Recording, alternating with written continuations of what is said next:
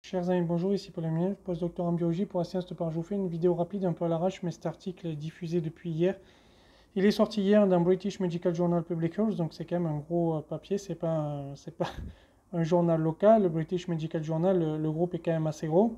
Et ici, le but c'est de nous montrer qu'il y a une surmortalité due au vaccin, et en fait, on va voir avec le résultat que ce n'est pas du tout ce que leur papier montre.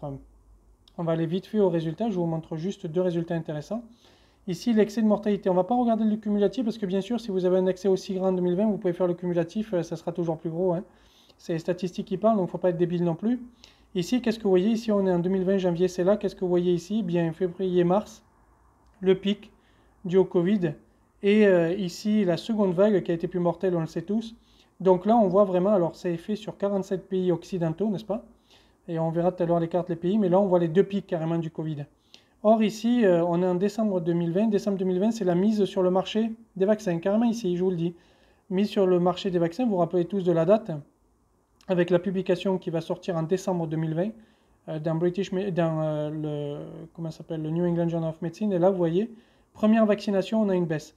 Et là, regardez en janvier, ça baisse, ça baisse, ça baisse. Ici, on a les premières vaccinations, ça baisse, ça baisse. Regardez, la courbe, elle est vraiment à la vaccination. Et donc on continue à baisser. Regardez ici, on est au mois de mars. On est mars-avril ici. Regardez comme c'est bas par rapport aux deux pics. Là, on est vraiment sur le boom de la vaccination. Et regardez comme c'est bas.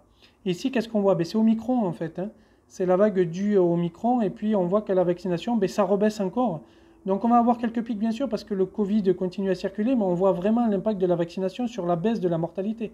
Enfin, c'est dans leur grave. Je ne sais même pas comment on peut dire que la vaccination a tué ça. Mais on va voir aussi les cartes. Regardez un petit peu la couleur ici. On est par exemple aux États-Unis sur une mortalité de 20 à 30%. Regardez la couleur ici. On est en 2020. Vous voyez? Et en Europe, c'est pareil. On est entre 20 et 30% de surmortalité due au Covid. Et puis, on va vacciner en 2021. Alors, bien sûr, il faut que la vaccination fasse effet. Mais qu'est-ce qu'on voit? Eh bien, que les couleurs changent un peu. On a une diminution de la couleur. Là, vous voyez, si vous regardez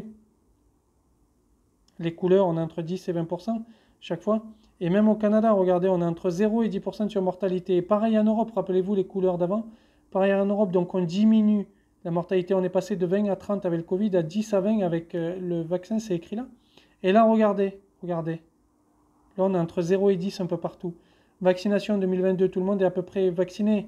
En tout cas, de plus en plus de gens, on est entre 0 et 10%. Alors, bien sûr, il y a toujours le Covid, donc il y a une surmortalité, bien évidemment, mais regardez par rapport à 2020, regardez la couleur de 2020. Vous voyez comme le vaccin a protégé, regardez comme on a changé de couleur, on est de plus en plus clair.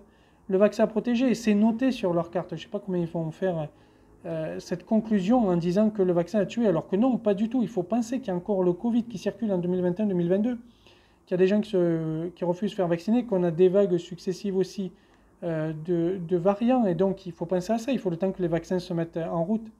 Mais je vais vous montrer la fin, parce que la fin, alors moi la fin me pose problème, ceci étant. Lisez bien ce qui est écrit. This content has been supplied by the author. It has not been vetted by BMG Publishing Group Limited. It may not have been peer-reviewed. Je ne sais même pas comment le BMJ peut publier un article qui est potentiellement pas peer-reviewé. Mais là, je ne comprends pas. Mais enfin, on a ça qui est indiqué en note. C'est rare de voir ça qui est indiqué en note sur un papier, mais au-delà de ça, il faut voir des résultats qui ne disent pas du tout ce que les auteurs veulent faire dire à leurs résultats. Donc il faut vraiment faire gaffe aux résultats quand vous lisez un article. Merci d'avoir écouté. Je vous invite, pardonnez-moi mal, je vous invite à partager la vidéo, à commenter, mais surtout la partager. Il ne faut pas que cet article fasse florès, dans le sens où les conclusions ne vont pas du tout avec les résultats. Enfin, vous voyez bien, c'est quand même fou d'avoir ces conclusions-là. Je vous remercie de m'avoir écouté. Bonne journée, prenez soin de vous. Au revoir.